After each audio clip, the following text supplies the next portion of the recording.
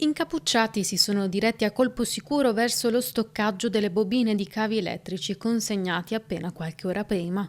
Sono entrati dal cancello laterale dell'azienda di biogas Galman a Cavanella d'Adige a Chioggia con un furgone che ha percorso tutta l'area degli impianti e una volta arrivati, non curanti delle telecamere di videosorveglianza, hanno forzato il magazzino e rubato 17 bobine su 19. Valore attorno a più di 100.000 euro, 150.000 euro totalmente di materiale elettrico legato a rame. È stato un furto ben programmato. L'azienda sta infatti adeguando l'impianto di biogas a quello di biometano, motivo per cui nella giornata di giovedì scorso, dalle 12 alle 3 di notte, è continuato il via vai di persone che trasportavano materiale, tra cui i cavi elettrici.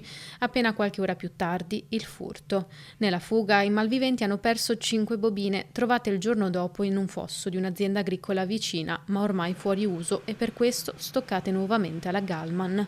Domenica notte, l'ultimo colpo. I ladri, 3 o 4 persone, sono tornati a riprenderle. Complimenti ai malviventi, i quali sono portati via del materiale che non ha più nessun valore. La cosa che impressiona di più è quanto al giorno d'oggi la gente non abbia neanche, entri nelle aziende eccetera senza aver neanche il problema di essere visti. Non hanno, neanche visto bene di prendere un martello e spaccare le telecamere, no, neanche quello, ci mancava solo il saluto. È una sensazione che devo dire brutta per il semplice motivo di sentimento, di insicurezza e sentimento di solitudine.